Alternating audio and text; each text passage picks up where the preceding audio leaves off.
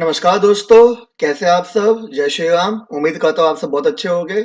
तो आज मैं बच्चा 11th क्लास का अपना एक माइक्रो इकोनॉमिक्स का बहुत इंपॉर्टेंट टॉपिक आपके सामने डिस्कस करूंगा, जिसका नाम है, जो आप मेरी स्क्रीन पे देख सकते हो, जिसका नाम है इलास्टिसिटी ऑफ डिमांड।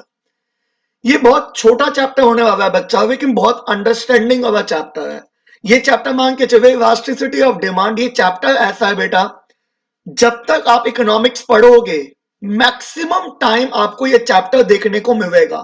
इसके जो कीवर्ड है वो सारी बातें आपको पता होनी चाहिए कि होता क्या है elasticity of demand. Elasticity of demand का मतलब क्या है, ठीक है? आइए बच्चा डिस्कस करते हैं। Let's start. तो आइए हम बात करने जा रहे हैं बच्चा, जैसे हमारे चैप्टर का नाम है इलास्टिसिटी ऑफ डिमांड, तो सबसे पहले बच्चों के मन में डाउट आता है, sir what is elasticity? Elasticity का क्या मतलब होता है, पहले आप ये बता दीजिए। तो ध्यान से सुनिएगा बच्चा, जैसे आपने इससे पहले चैप्टर पढ़ा होगा जिसका नाम था थ्योरी ऑफ डिमांड। आप सबने डिमांड चैप्टर में एक बात पढ़ी थी क्या, कि डिमांड चैप्टर में हमने पढ़ा हुआ है एक टॉपिक था हमारा जिसका नाम था लॉ ऑफ डिमांड। पढ़ा है कि नहीं पढ़ा? जी सर, हमने पढ़ा है लॉ ऑफ डिमांड। क्या कहता है law of demand? Sir law of demand कहता है कि there is a inverse relationship या there is a negative relationship between, कि there is a negative relationship between price and quantity demand. Sir हम सबने पढ़ा हुआ है law of demand. Law of demand कहता है कि there is a negative relationship between price and quantity demand. मतलब it means when price increases quantity demand decreases, when price decreases quantity demand increases। ये हम सबने पढ़ा हुआ है कि लॉ ऑफ डिमांड कहता है सर कि there is a inverse relationship between price and quantity demand. When price increase quantity demand decrease, price decrease quantity demand increase. सबने पढ़ा हुआ है। पर सर एक बात बताओ, जैसे लॉ ऑफ डिमांड कहता है when price increase quantity demand decrease, price बढ़ेगा डिमांड कम होगी, पर कितनी? ये तो हमें पता है कि प्राइस बढ़ेगा डिमांड कम होगी, पर कितनी कम होगी ये तो बताओ। प्राइस कम होगा, डिमांड बढ़ेगी, पर कितनी बढ़ेगी? How much demand will increase, how much demand will decrease. Demand कितनी बढ़ेगी, डिमांड कितनी घटेगी? आपने सर ये तो कह दिया कि when price increase quantity demand decrease, but how much the demand will increase, how much the demand will decrease. Demand कितनी बढ़ेगी, कितनी घटेगी? 5% increase in demand, 10% increase in demand, 20% increase in demand. Demand में कितना चेंज होगा sir ये तो बताओ। ये बताता है बेटा जी elasticity of demand. Law of demand हमें सिर्फ इतना कहता है कि व्हेन प्राइस इंक्रीज, कि जब प्राइस बढ़ेगा, क्वांटिटी डिमांड डिक्रीज, कि when price increase demand decrease, but how much, demand में कितना चेंज होगा?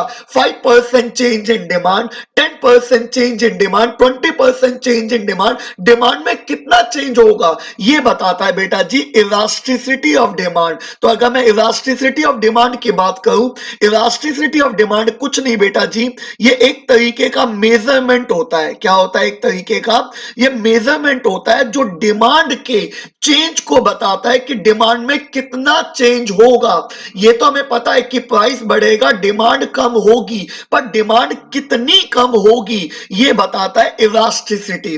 तो इलास्टिसिटी ऑफ डिमांड क्या है बेटा? ये एक तरीके का मेजरमेंट है। क्या है? एक तरीके का measurement which measure the percentage change in quantity demand. Demand में कितना परसेंट चेंज होगा ये बताता है।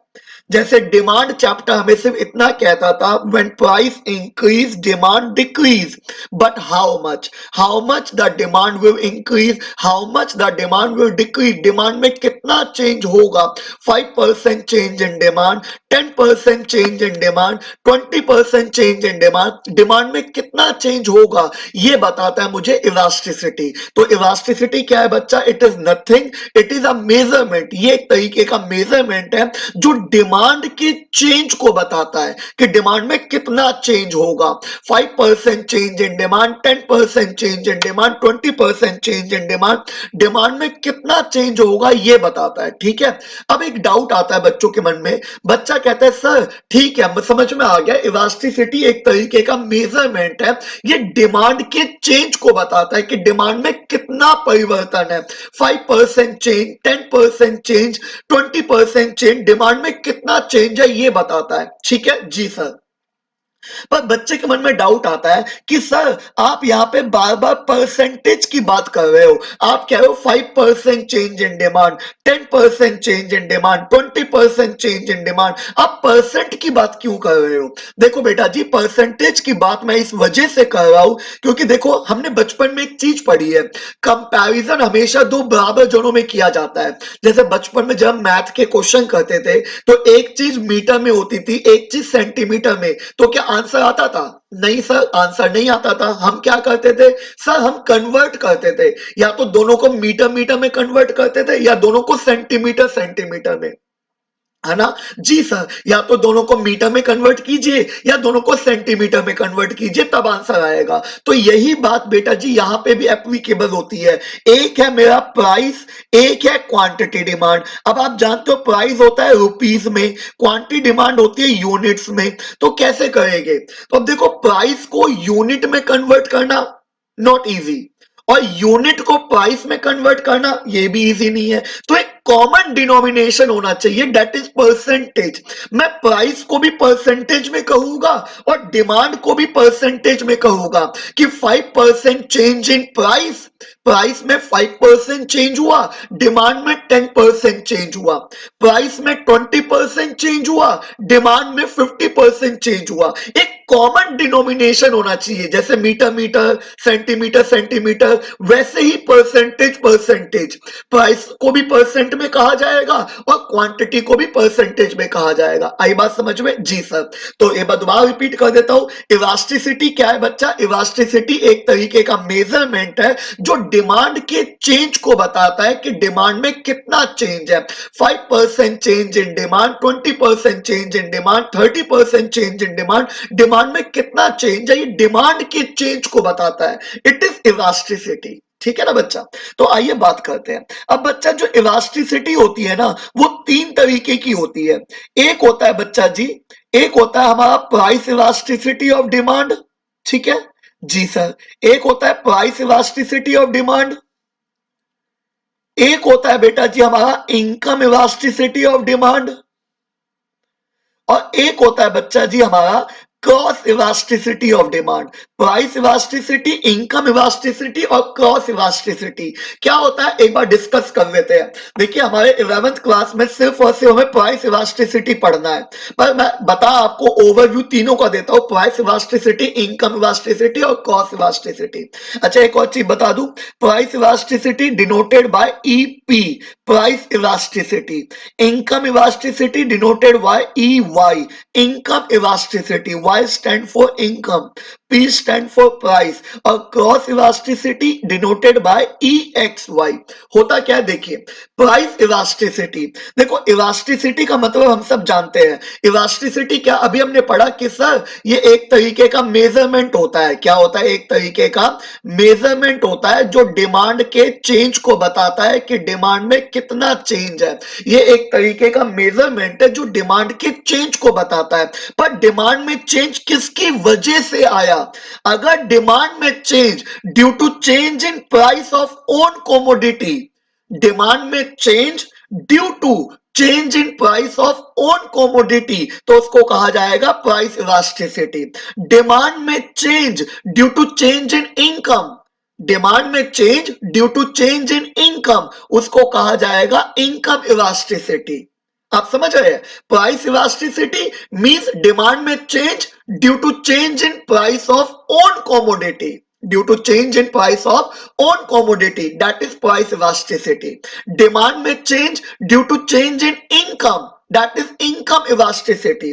और क्रॉस इलास्टिसिटी, क्रॉस का क्या मतलब होता है सर? मैंने बताया है, क्रॉस का मतलब होता है प्राइस किसी और का, डिमांड किसी और की। फॉर एग्जांपल अभी एक लेटेस्ट आपने देखा होगा, जैसे जितने भी जियो हो गया, ठीक है, एयरटेल हो गया, आपने न्यूज में सुना होगा, जियो, एयरटेल, वोडाफोन, आइडिया, इन सब ने अपने प्राइसेस को बढ़ा दिया है ना, इन सब ने अपने प्राइस को बढ़ा दिया। पर इसकी वजह से मार्केट में एक नया नेटवर्क छाने लग गया। नेटवर्क तो पुराना ही है, लेकिन डिमांड मार्केट में बढ़ गई, किसकी? बीएसएनएल की। प्राइस में चेंज हुआ जियो एयरटेल के, अपने प्राइसेस को इंक्रीज किया जियो ने, एयरटेल ने, पर मार्केट में डिमांड किसकी इफेक्ट हो गई? बीएसएनएल की। इसको कहा जाता है क्रॉस इलास्टिसिटी। क्रॉस इलास्टिसिटी का मतलब जब प्राइस किसी और ने चेंज किया पर डिमांड पे इफेक्ट किसी और की पड़ गया, दैट इज क्रॉस इलास्टिसिटी। तभी तो बेटा जी मैं यहां पे कह रहा था प्राइस इलास्टिसिटी में कि due to price of own commodity, अपना प्राइस अपनी डिमांड, जैसे x का प्राइस x की demand, that is price elasticity. x का प्राइस y की demand, that is cross elasticity. आती है बात समझ में? तो तीन टाइप की इलास्टिसिटी होती है बच्चा। इलास्टिसिटी तीन टाइप की, एक होता है प्राइस इलास्टिसिटी, एक होता है इनकम इलास्टिसिटी, एक होता है cross elasticity. Price elasticity denoted by EP, income elasticity denoted by EY, cross elasticity denoted by EXY। तो प्राइस इलास्टिसिटी क्या है बच्चा? एक तरीके का मेजरमेंट है जो डिमांड के चेंज को बताता है। देखो लिखा है ना, measurement which measure the percentage change in quantity demand, which measure the percentage change in quantity demand, which measure the percentage change in quantity demand due to percentage change in price of own commodity. यहां पे क्या है? Due to percentage change in income. यहां पे क्या है? Change in quantity demand of good X due to percentage change in price of good Y. आगे बात समझ में? बच्चा प्राइस किसी और का, डिमांड किसी और की। देखो इलास्टिसिटी का मतलब दोनों जगह सेम है। इलास्टिसिटी एक तरीके का मेजरमेंट है जो डिमांड के चेंज को बता रहा है कि डिमांड में कितना चेंज है। आप नोटिस करो ना, डेफिनेशन सेम डेफिनेशन है तीनों में कि it is a measurement which measure the percentage change in quantity demand, it is a measurement which measure the percentage change in quantity demand, it is the measurement which measure the percentage change in quantity demand. Same है तीनों में। पर अगर demand में change due to change in price of own commodity, price elasticity. Demand में change due to percentage change in income, income elasticity. और cross elasticity demand में change of good X, demand किसकी है? गुड एक्स की। और price किसका है? Due to percentage change in price of good Y, that is cross elasticity. और इनके फॉर्मूले बहुत सिंपल है कि देखो जैसे हम बात कर रहे हैं प्राइस इलास्टिसिटी, हमें पता है इलास्टिसिटी क्या है? एक तरीके का measurement which measure the percentage change in quantity demand, which measure the percentage change in quantity demand due to, आप समझो ना, डिमांड में चेंज किस वजह से है सर? Due to price. तो अपॉन में क्या आएगा? प्राइस। अब सोचो ना यार, डिमांड में चेंज होने का बेस क्या है? और बेस कहां होता है? नीचे। ये वो वाला बेस नहीं है जो बेबी को बेस पसंद है, वो बेस नहीं है। डिमांड में चेंज किस वजह से है सर? प्राइस की वजह से। तो बेस तो नीचे होता है ना। तो इलास्टिसिटी क्या? एक तरीके का measurement which measure the percentage change in quantity demand due to percentage change in price of own commodity, due to percentage change in price of own commodity। ऐसी सेम इनकम इलास्टिसिटी, एक तरीके का measurement sir which measure the percentage change in quantity demand. अब demand में change किस वजह से? Due to percentage change in income. ठीक है ना? ऐसी क्रॉस इलास्टिसिटी, एक तरीके का measurement which measure the percentage change in quantity demand of good X. Demand किसकी है? गुड एक्स की। Due to percentage change in price of good Y. आप समझना भाई, प्राइस इलास्टिसिटी और क्रॉस इलास्टिसिटी में अंतर है।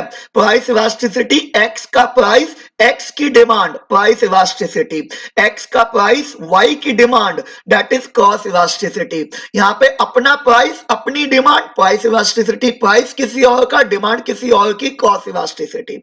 तो इलास्टिसिटी एक तरीके का measurement which measure the percentage change in quantity demand due to percentage change in price of own commodity। ये वही एक तरीके का measurement which measure the percentage change in quantity demand due to percentage change in income. ये वही एक तरीके का measurement which measure the percentage change in quantity demand of good X due to percentage change in price of good Y. ठीक है ना? Okay sir. अच्छा, एक चीज और यहाँ पे याद रखिएगा बच्चा, यहाँ पे हमारा एक आता है माइनस का साइन। कौन सा साइन? माइनस का साइन। ये माइनस का साइन नेगेटिव रिलेशनशिप को शो करता है कि प्राइस और डिमांड में नेगेटिव रिलेशनशिप होता है। प्राइस बढ़ता है, डिमांड कम होती है, तो ये वो नेगेटिव रिलेशनशिप शो करता है। आते सबको बात समझ में? उम्मीद करता हूं सबको इतना समझ में आया होगा। ठीक है ना बच्चा? जी हाँ जी। तो आइए बच्चा, अब हम स्टार्ट करेंगे अपना सबसे इंपॉर्टेंट टॉपिक, सबसे इंपॉर्टेंट, जिसका नाम है डिग्री ऑफ इलास्टिसिटी। क्या बात करने जा रहे हैं बच्चा? अब हम degree of elasticity of demand, बहुत ही ज्यादा इंपॉर्टेंट टॉपिक है। इससे इंपॉर्टेंट टॉपिक इस पूरे चैप्टर में नहीं है। ठीक है ना? तो ध्यान से समझने पे फोकस करना बच्चा। क्या कहता है degree of elasticity of demand? ठीक है, ध्यान दीजिएगा बच्चा, सबसे इंपॉर्टेंट टॉपिक है। मैं इसको बहुत आराम से और बहुत तरीके से समझाना चाहता हूं। देखिए बच्चा, अगर मैं डिग्री की बात करूं ना, हमें यहाँ पे 5 तरीके की डिग्री पढ़नी है। कितने तरीके की सर? 5 तरीके की हमें यहाँ पे डिग्री पढ़नी है। सबसे पहले एक हम पढ़ेंगे बच्चा, एक हमारा होता है price elasticity is equal to infinity. एक होता है हमारा price elasticity is equal to 0। या हो सकती है डिग्री बच्चा price elasticity is greater than 1। या हो सकता है price elasticity is less than 1। 1 से कम मतलब पॉइंट में, 1 से ज्यादा मतलब 1 2 3 4 5 6 कुछ भी हो सकता है। और प्राइस इलास्टिसिटी हो सकती है इक्वल टू 1। ठीक है, हमारे बच्चे यहाँ पे 5 तरीके की डिग्री है। हो सकता है हमारे प्राइस इलास्टिसिटी जब हम सॉल्व करें, अब कई बच्चे सोचते हैं डिग्री क्या है। अरे देखो, डिग्री विग्री कुछ नहीं है। आप इसे ना एक तरीके से आंसर मांग के चलो। क्या मांग के चलो? आंसर। कि जब हम न्यूमेरिकल सॉल्व करेंगे, इस चैप्टर में न्यूमेरिकल्स भी है, जब हम न्यूमेरिकल सॉल्व करेंगे तो हो सकता है हमारा जो प्राइस इलास्टिसिटी है वो इक्वल टू इंफिनिटी आ जाए, आंसर इंफिनिटी आ जाए। या हो सकता है जब हम न्यूमेरिकल सॉल्व करें तो हमारा प्राइस इलास्टिसिटी 0 आ जाए। या हो सकता है आंसर 1 से ज्यादा आ जाए, 2 3 4 5 6 7 कुछ भी। या हो सकता है 1 से कम आ जाए, 1 से कम मतलब पॉइंट में 0.2 0.3 0.4 0.5 6 कुछ भी। और या हो सकता है एग्जैक्ट इक्वल टू 1 आ जाए। ठीक है ना? तो जो भी हम न्यूमेरिकल सॉल्व करते हैं बच्चा, उसका आंसर क्या आता है, क्या मतलब होता है, पहले मैं आपको एक बार ये चीज समझा दूं, जरा ध्यान से सुनना बच्चा। जैसे सपोज करो, जैसे आप यहाँ पे देख सकते हो स्क्रीन पे, जो भी आंसर आता है बच्चा, मानो मेरा इलास्टिसिटी का आंसर क्या आ गया? 2 आ गया। जैसे आप यहाँ पे देख सकते हो कि मेरा इलास्टिसिटी का आंसर 2 है, तो इसका मतलब क्या है? देखो, जो भी आंसर आता है, हमें पता है इलास्टिसिटी क्या होता है, एक तरीके का मेजरमेंट जो डिमांड के चेंज को बताता है कि डिमांड में कितना चेंज हुआ। कि जो भी आंसर आएगा तो वो भी तो डिमांड के चेंज को बताएगा। जैसे यहाँ पे मैंने एग्जांपल दे रखा है, फॉर एग्जांपल मेरा प्राइस इलास्टिसिटी का आंसर 2 आ गया, तो क्या मतलब है कि सर इसका मतलब है there is a 2% change in quantity demand. ये डिमांड के चेंज को बताता है ना। आंसर 2 है मतलब there is a 2% change in quantity demand. Answer 5 है तो there is a 5% change in quantity demand. Answer 10 है तो there is a 10% change in quantity demand. भैया, इलास्टिसिटी डिमांड के चेंज को बताता है कि डिमांड में कितना चेंज होता है। कि there is a 2% change in quantity demand, there is a 3% change in quantity demand, there is a 5% change in quantity demand, there is a 10% change in quantity demand. Demand में कितना change है, demand के change को बताता है due to किस वजह से? Due to 1% change in price of own commodity, due to 1% change in price of own commodity. कि मतलब अगर मेरे प्राइस में 1% का भी चेंज होता है, अगर मेरे प्राइस में 1% का भी चेंज होता है तो डिमांड में 2% चेंज इन क्वांटिटी डिमांड। अच्छा सर, प्राइस में हमेशा 1% मानेंगे? जी बेटा जी। क्यों? एक बार बताओ, जो चीज 1% पे एप्लीकेबल होगी वो चीज सब पे एप्लीकेबल होगी? यस और नो? जी सर। तो जो भी आंसर आएगा, जैसे आंसर 2 आ गया तो हम कहेंगे there is a 2% change in quantity demand. Answer 3 आ गया तो there is a 3% change in quantity demand. 5 आ गया तो there is a 5% change in quantity demand. 7 आ गया तो there is a 7% change in quantity demand due to 1% change in price of own commodity. ठीक है ना? तो जो भी आंसर आता है उसका मतलब समझो। तो ये भी तो डिग्री जो मैं बताने जा रहा हूं बच्चा, ये भी तो 5 तरीके के आंसर ही है। कि जैसे आंसर 2 आ गया तो मैंने कहा there is a 2% change in quantity demand. 3 आ गया तो there is a 3% change in quantity demand. 5 आ गया तो 5% change in quantity demand. 10% change in quantity demand, है ना? तो वैसे ये डिग्री आंसर इंफिनिटी आ गया तो there is a infinite change in quantity demand. 0 आ गया तो there is a 0% change in quantity demand. जो भी आंसर आएगा, आंसर 2 है तो there is a 2% change in quantity demand. Answer 3 है तो there is a 3% change in quantity demand. Answer 5 है तो there is a 5% change in quantity demand. Answer infinite है तो there is a infinite change in quantity demand.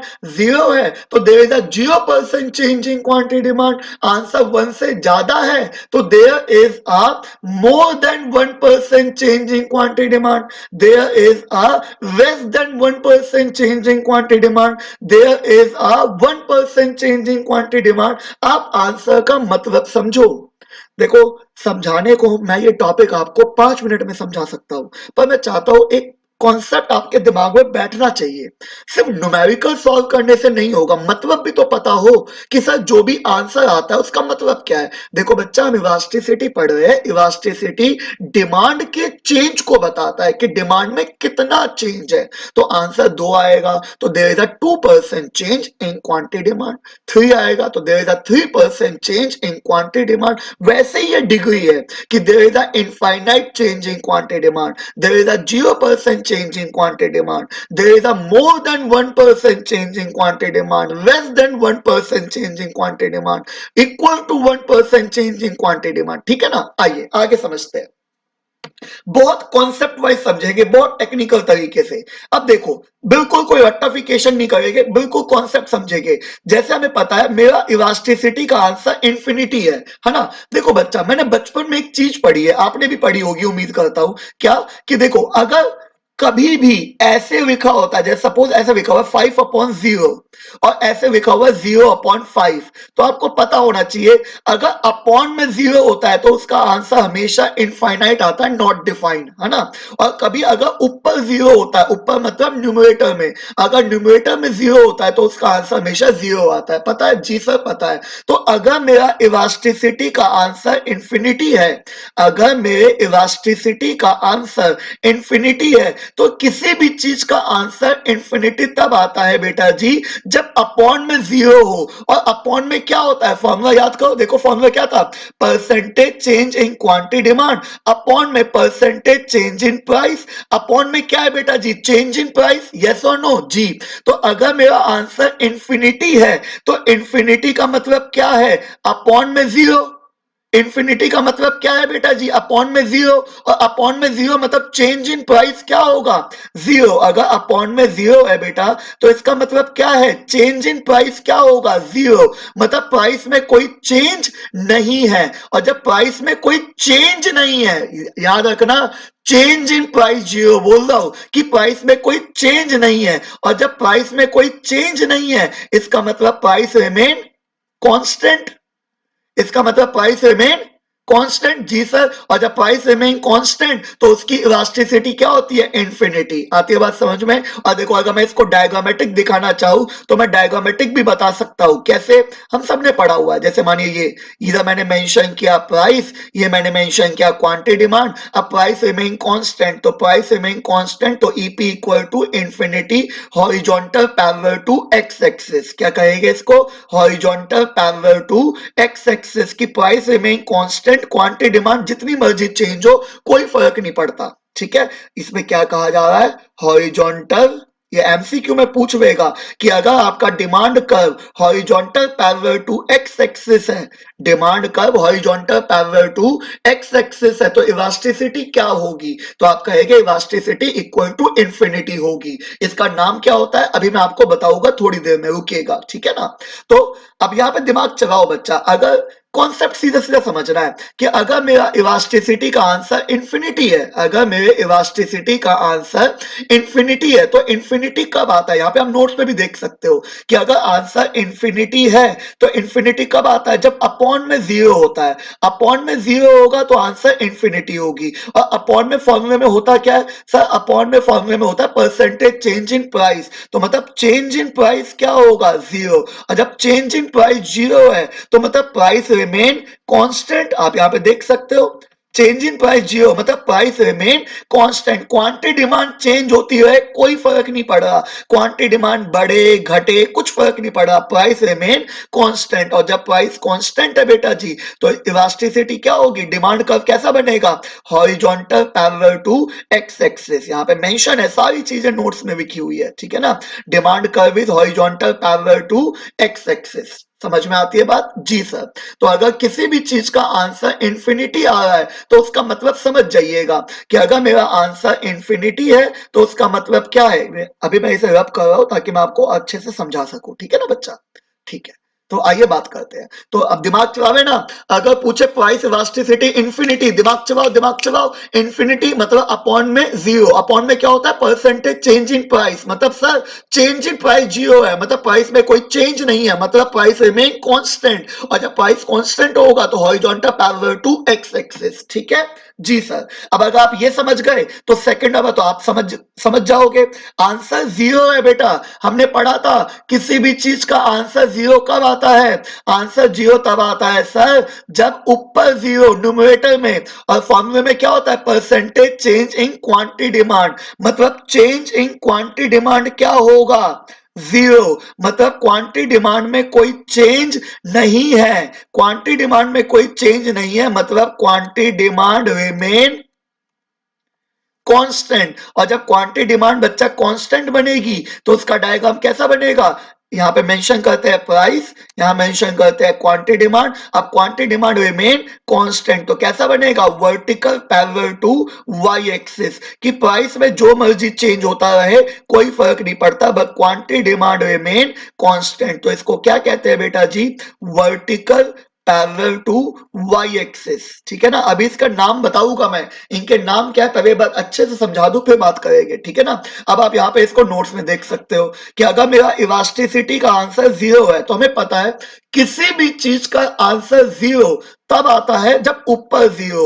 ऊपर मतलब यहां देखो, ये देखो ऊपर मतलब ये परसेंटेज चेंजिंग क्वांटिटी डिमांड मतलब क्वांटिटी डिमांड में कोई चेंज नहीं है। चेंजिंग क्वांटिटी डिमांड जीरो है मतलब क्वांटिटी डिमांड में कोई चेंज नहीं है मतलब quantity demand remain constant. Price बढ़े घटे फर्क नहीं पड़ रहा but quantity demand remain constant. और जब क्वांटिटी डिमांड कांस्टेंट है तो कैसा बनेगा बेटा जी? Vertical parallel to Y axis. Demand curve is vertical parallel to Y axis. ठीक है ना? याद रखिएगा इन सब बातों को, छोटी छोटी बातें हैं पर आसान बातें हैं, टफ नहीं है। ठीक है ना?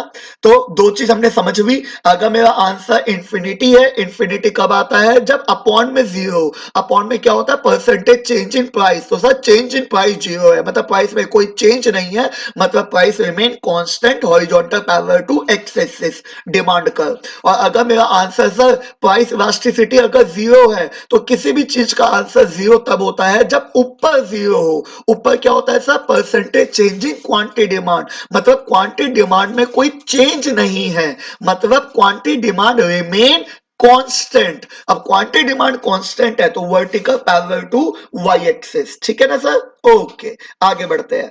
अब अगर मेरा answer EP equal to greater than 1 है बच्चा, अब ग्रेटर देन 1 का मतलब क्या है? अब आप यहां पे समझेंगे, अगर आंसर 1 से ज्यादा है तो ये भी तो एक कॉमन सेंस वाली बात है। देखो वैसे तो हमें पता है इसकी प्रोनाउंसिएशन, सर आंसर 1 से ज्यादा है मतलब 2 है, 3 है, 4 है, 5 है, मतलब there is a 2% change in demand, 3% change in demand, 5% change in demand due to 1% change in price of own commodity, मतलब डिमांड में ज्यादा चेंज है ना? और बाकी कॉमन सेंस है। अगर आंसर 1 से ज्यादा है तो किसी भी चीज का आंसर 1 से ज्यादा कब आता है? जब ऊपर ज्यादा हो और नीचे कम हो, मतलब जब न्यूमरेटर में संख्या ज्यादा हो और डिनोमिनेटर में संख्या कम हो तो आंसर 1 से ज्यादा आता है। तो हमें पता है ना फॉर्मूले में क्या था, percentage change in quantity demand upon में परसेंटेज चेंज इन प्राइस। तो हमें यहाँ पे पता है अगर आंसर 1 से ज्यादा है तो मतलब ऊपर ज्यादा नीचे कम, when percentage change in quantity demand is more than percentage change in quantity demand is more than percentage change in price of own commodity, percentage change in price of own commodity. आती है बात समझ में? जी sir, अगर answer 1 से ज्यादा है तो किसी भी चीज का आंसर 1 से ज्यादा कब आता है बेटा जी? जब ऊपर ज्यादा हो और नीचे कम हो। ऊपर ज्यादा मतलब percentage change in quantity demand is more than percentage change in price of on commodity, ऊपर ज्यादा नीचे कम, ठीक है ना? अच्छा, इसके डिमांड कर्व की बात करते हैं बच्चा। जरा डिमांड कर्व इसका तरीके से समझना मेरे साथ, ठीक है? ये एक्स, ये वाई, ये ओरिजिन, ये प्राइस, ये क्वांटिटी डिमांड, ठीक है ना? नॉर्मली आप जानते हो बच्चा, डिमांड कर्व जो हमारा बनता है, जो हमारा डिमांड कर्व बनता है वो इस तरीके से बनता है ना, डाउनवर्ड स्लोपिंग। जी सर। अब एक बात बताओ, ठीक है डिमांड कर्व मुझे पता है कि हमारा इस तरीके से बनता है, पर आपको एक बात पता है बच्चा, यहाँ पे डिमांड में ज्यादा चेंज है, यस और नो? डिमांड में ज्यादा चेंज है या नहीं बताइए? यस और नो? बच्चा कहता है जी सर, यहाँ पे डिमांड में ज्यादा चेंज है। अब एक बात बताओ, जब डिमांड में ज्यादा चेंज है तो डिमांड में ज्यादा चेंज इस तरफ होता है, इस तरफ डिमांड में ज्यादा चेंज होता है कि इस तरफ डिमांड में ज्यादा चेंज होता है? बच्चा कहेगा सर इस तरफ, राइट की तरफ डिमांड में ज्यादा चेंज होता है, क्योंकि ऐसे मेंशन होता है ना 1 2 3 4 5। तो अगर डिमांड में ज्यादा चेंज है तो डिमांड कर्व किस तरफ जाएगा? राइट की तरफ। तो इसका डिमांड कर्व बच्चा इस तरीके से बनता है, जिसको हम कहते हैं फ्लैटर। क्या कहते हैं? फ्लैटर। कि जितना ज्यादा डिमांड कर्व फ्लैटर जाएगा, समझना कि जितना ज्यादा ये फ्लैटर होगा, जितना ज्यादा ये फ्लैटर होता जाएगा, मतलब डिमांड में चेंज उतना ज्यादा है। आप समझो, जैसे मानो सपोज करो अभी डिमांड में ऐसे था, अब मैं डिमांड कर्व इसको ऐसे कर दूं, अब मैं डिमांड कर्व इसको और ऐसे कर दूं, तो जितना ज्यादा ये फ्लैटर होगा, जितना ज्यादा डिमांड कर्व फ्लैटर होगा, उतनी ज्यादा इलास्टिसिटी मानी जाती है। उतनी ज्यादा क्या मानी जाती है? इलास्टिसिटी। जितना ज्यादा डिमांड कर्व फ्लैटर मतलब डिमांड में चेंज उतना ज्यादा, डिमांड में चेंज उतना ज्यादा, मतलब मैं यहां पे लिख देता हूं ये बात, flatter the demand curve, flatter the demand curve, demand curve जितना ज्यादा greater will be elasticity, demand curve जितना ज्यादा ग्रेटर विल बी इलास्टिसिटी। आप देखिए मैं यहां पे बताता हूं, जैसे सपोज इस प्राइस पर इतनी डिमांड हो रही थी, ठीक है ना? इस प्राइस पर इतनी डिमांड हो रही थी, अब सपोज करो बेटा जी प्राइस कम हो गए तो डिमांड बढ़ेगी। अब आप ध्यान से देखिए, आपको खुद नजर आ रहा होगा कि प्राइस में कम चेंज है, देखो प्राइस में कम चेंज है और डिमांड में ज्यादा चेंज है। Flatter the demand curve, demand curve जितना ज्यादा फ्लैटर होगा इलास्टिसिटी उतनी ज्यादा होगी। डिमांड में ज्यादा चेंज है ना बेटा, आंसर 1 से ज्यादा है, मतलब 2 3 4 5 6 कुछ भी हो सकता है। तो डिमांड में ज्यादा चेंज, तो ज्यादा चेंज तो राइट की तरफ होता है ना, तो flatter the demand curve, demand curve जितना ज्यादा फ्लैटर होगा, डिमांड कर्व जितना ज्यादा फ्लैटर होगा, देखिए मैंने लिखा भी यहां पे कि demand curve is flatter, sorry देखिए एक बात, कि demand curve is flatter and it's slope incline move towards x axis, किसकी तरफ मूव करेगा, एक्स की तरफ। मतलब जितना ज्यादा डिमांड कर्व फ्लैटर होगा, जितना ज्यादा ये एक्स की तरफ इंक्लाइन होगा, उतना ज्यादा डिमांड में ज्यादा चेंज होगा। और देखो जैसे मैंने तुम्हें भी कहा कि जितना ज्यादा फ्लैटर डिमांड में चेंज उतना ज्यादा। अब जरा 2 मिनट समझना, जैसे ये फ्लैटर ऐसे हो गया, ठीक है, अब और फ्लैटर ऐसे हो गया, और फ्लैटर ऐसे हो गया। अब समझ रहे हो, ज्यादा चेंज है फ्लैटर, ज्यादा चेंज है और फ्लैटर, ज्यादा चेंज है और फ्लैटर, ज्यादा चेंज है और फ्लैटर, और होते होते एक समय को हॉरिजॉन्टल भी हो जाएगा, मतलब इनफाइनाइट चेंज। क्या हो जाएगा, इनफाइनाइट चेंज इन डिमांड। ये वाला समझ रहे हो, फ्लैटर होते होते होते होते वो एक समय को क्या हो जाएगा, इनफाइनाइट चेंज। आगे बात समझ में, जी सर। तो ये बात समझ में आनी चाहिए, बहुत इंपॉर्टेंट बात है। अगर आंसर 1 से ज्यादा है मतलब डिमांड में ज्यादा चेंज है। अगर आंसर 1 से ज्यादा है मतलब बेटा जी डिमांड में ज्यादा चेंज है, और डिमांड में ज्यादा चेंज है तो डिमांड कर्व कैसा बनेगा, सर फ्लैटर बनेगा। कैसा बनेगा, फ्लैटर। जितना ज्यादा flatter, flatter the demand curve, कि डिमांड कर्व जितना ज्यादा फ्लैटर होगा, flatter the demand curve, greater will be elasticity, greater will be elasticity. ठीक है जी सर। अच्छा ऐसा किस में होता है बेटा, it is possible in case of luxury goods, it is possible in case of luxury goods. कैसे, अब जैसे एग्जांपल देते हैं कि डिमांड में ज्यादा चेंज हो जाता है।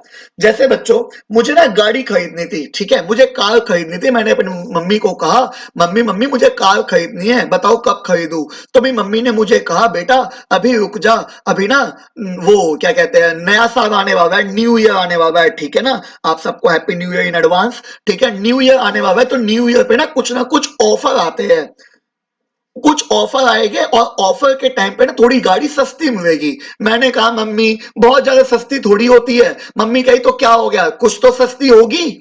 आपके घर में भी ऐसा होता होगा, जैसे दिवाली आती है, धनतेरस आता है, तो दुनिया इंतजार करती है कि दिवाली पे खरीदेंगे, धनतेरस पे खरीदेंगे। आप मुझे बताओ, क्या दिवाली धनतेरस पे 100 रुपए की चीज 10 रुपए की बिकने लगती है? नहीं सर, 100 रुपए की चीज ज्यादा से ज्यादा 90 रुपए की मिल जाएगी, 90 की, 80 की मिल जाएगी, इससे कम थोड़ी होती है। पर दुनिया इंतजार करती है। थोड़ी सी वो चीज अभी महंगी है तो कोई नहीं खरीद रहा, और थोड़ी सी वही चीज सस्ती हो जाएगी, दुनिया कूद पड़ेगी। तो लग्जरी आइटम में क्या होता है, बंदा सोचता है कि चलना अभी महंगा है, छोड़ बाद में खरीदेंगे। तो डिमांड में ज्यादा चेंज हो जाता है। वही चीज अभी थोड़ी सी महंगी है तो कोई नहीं जा रहा शोरूम में, वही चीज न्यू ईयर पे थोड़ी सस्ती हो जाएगी, दुनिया कूद पड़ेगी कि अब मुझे चाहिए। तो अगर आंसर 1 से ज्यादा है तो it is possible in case of the luxury goods, in case of the luxury goods. ठीक है बच्चा, जी सर। और यही अगर आप ये समझ गए तो आप चौथा भी समझोगे, जब आंसर 1 से कम है बेटा जी। अब अगर आंसर 1 से कम है मतलब पॉइंट में है, और पॉइंट में कब आता है, जब ऊपर कम हो और नीचे ज्यादा हो। जब न्यूमरेटर में संख्या कम है, डिनोमिनेटर में ज्यादा है, तो हमेशा आंसर 1 से कम आता है। यस और नो, जी सर। तो ऊपर कम, और फॉर्मूले में हम जानते हैं मतलब percentage change in quantity demand is less then, percentage change in quantity demand is less then, कि डिमांड में कम चेंज है और प्राइस में ज्यादा चेंज है, परसेंटेज चेंज इन प्राइस। ठीक है, अब डिमांड में कम चेंज है तो आप बताओ मुझे किस तरफ मूव करेगा, राइट की तरफ या एक वाई, राइट की तरफ या लेफ्ट की तरफ। जो डिमांड का, डिमांड में ज्यादा चेंज होता तो इस तरफ जाता, राइट की तरफ। अब डिमांड में कम चेंज है तो ये कहां जाएगा, अंदर की तरफ, लेफ्ट की तरफ। तो इसका डिमांड कर्व इस तरीके से बनेगा, कुछ स्टीपर।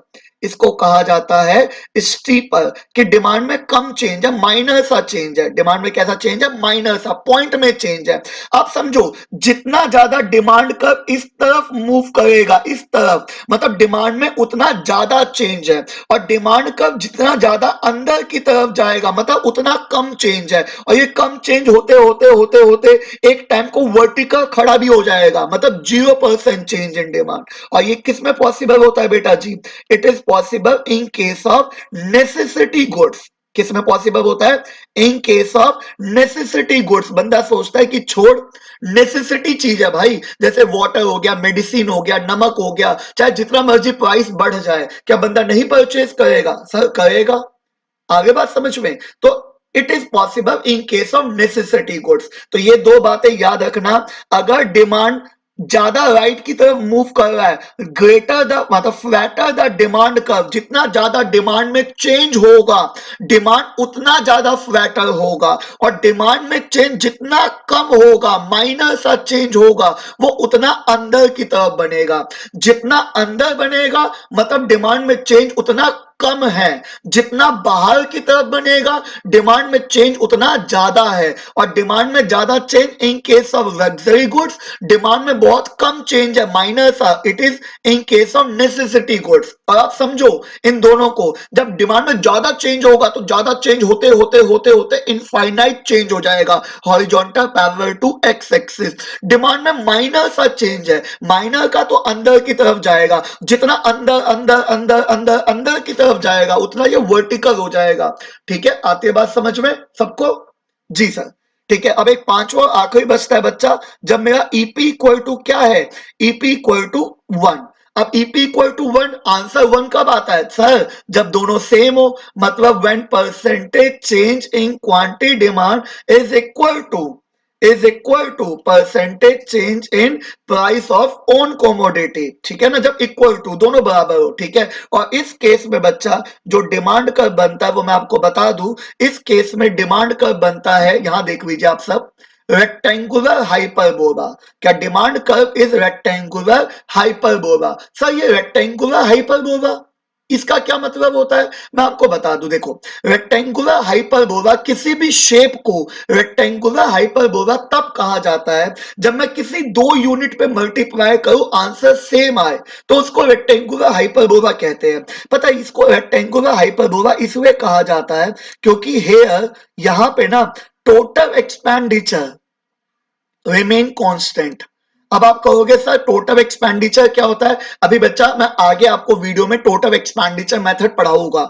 जब आप मुझसे मेथड कहोगे सिखाने को तो मैं आपको मेथड सिखाऊंगा, तो उसमें मैं आपको टोटल एक्सपेंडिचर मेथड जब बताऊंगा तो मैं बताऊंगा कि क्या है। अभी इस चीज को दिमाग में बैठा लीजिए कि इसकी शेप बनती है कैसी, रेक्टेंगुलर हाइपरबोला। ठीक है ना, सबको समझ में आया? जी सर। अब मैं एक बात आपको बताना चाहता हूं, ध्यान से सुनना बच्चों। अब एक बात मेरी छोटी सी बात है वो सुन लीजिए। हमने 5 तरीके की डिग्री पढ़ी, बहुत इंपॉर्टेंट बात बताने जा रहा हूं। EP equal to infinity, EP equal to 0, या EP equal to greater than 1, less than 1 और इक्वल टू 1। बच्चा यहां पे डिमांड में ज्यादा चेंज है, इनफाइनाइट चेंज है। ठीक है, और यहां पे डिमांड में ज्यादा चेंज है, 1 से ज्यादा। 1 से ज्यादा मतलब there is a 2% change in demand, 3% change in demand, 5% change in demand. जब डिमांड में ज्यादा चेंज होता है तो उसको कहा जाता है इलास्टिक। इलास्टिक मतलब फ्लेक्सिबिलिटी, कि डिमांड फ्लेक्सिबल है, ज्यादा चेंज होगा। और जब बहुत ज्यादा चेंज हो रहा है, बहुत ज्यादा, तो मेरे बच्चे उसको कहा जाता है परफेक्टली इलास्टिक। आप सेंस पकड़ो, दोनों का कॉम्बिनेशन बनाओ, क्या मतलब है। अगर डिमांड में ज्यादा चेंज है which is measurable कि 2% change in demand, 3% change in demand, 5% change in demand major हो सकता है, इलास्टिक फ्लेक्सिबल है। और बहुत ज्यादा चेंज है तो परफेक्टली इलास्टिक। ऐसे मेरे बच्चे, अब बात आती है यहां पर, अगर डिमांड में माइनर सा चेंज है, माइनर सा 1 से कम, तो मतलब पॉइंट में मतलब माइनर सा, तो उसको कहा जाता है बेटा जी इन इलास्टिक। माइनर सा 0.2%, 0.3%, 0.5%, और अगर चेंज ही नहीं है, 0% चेंज है, तो उसको कहा जाता है बेटा जी परफेक्टली इन इलास्टिक। आती है बात समझ में? जी सर। और इसको कहते हैं यूनिटरी इलास्टिक। अब जल्दी से मुझे एक बार रिवाइज करा दो, अगर मैं बोलता हूं डिमांड में ज्यादा चेंज है, डिमांड में ज्यादा चेंज, 2% चेंज, 3% चेंज, तो सर उसको कहेंगे इलास्टिक। बहुत ज्यादा चेंज है, बहुत ज्यादा, तो सर परफेक्टली इलास्टिक। ये प्रैक्टिकली पॉसिबल नहीं होता, पर चलिए ठीक है। माइनर सा चेंज है बेटा पॉइंट में, उसको कहेंगे सर इनइलास्टिक। बेटा चेंज ही नहीं है तो कहेंगे परफेक्टली इनइलास्टिक। ज्यादा चेंज इलास्टिक, बहुत ज्यादा चेंज परफेक्टली इलास्टिक, माइनर सा पॉइंट में चेंज इनइलास्टिक, चेंज ही नहीं है 0% चेंज है परफेक्टली इनइलास्टिक, और इक्वल टू 1 है तो उसको कहा जाएगा बेटा जी यूनिटरी इलास्टिक। आती है बात समझ में? उम्मीद करता हूं आप सबको अच्छे तरीके से सारी चीजें समझ में आई होगी। ठीक है बच्चा? तो उम्मीद करता हूं बच्चा आपको प्रॉपर तरीके से डिग्री समझ में आ गई होगी। ठीक है, डिग्री बहुत इंपॉर्टेंट टॉपिक है, रिवाइज कीजिएगा, 2 बार वीडियो को देखिएगा। कोई डाउट हो कुछ भी तो आप मुझे मैसेज करके कमेंट करके मुझे बता सकते हैं। ठीक है ना? अरे मैं आपको बता दूं जो न्यूमेरिकल्स का पार्ट है वो मैं पार्ट 2 में लेके आऊंगा, अच्छे तरीके से न्यूमेरिकल्स वहां पे समझेंगे। ये प्रॉपर थ्योरी कॉन्सेप्ट था। ठीक है बच्चा? अगर आपको कोई भी दिक्कत हो मुझे मैसेज कर दीजिएगा। अगर आपको वीडियो पसंद आए तो मुझे लाइक शेयर सब्सक्राइब कीजिएगा और ऐसे ही थोड़ा सा अपना प्यार बनाए रखिएगा, अपने दोस्तों को शेयर करना। उम्मीद करता हूं आप अच्छे से सपोर्ट करेंगे। ठीक है, बाय बाय, जय श्री राम।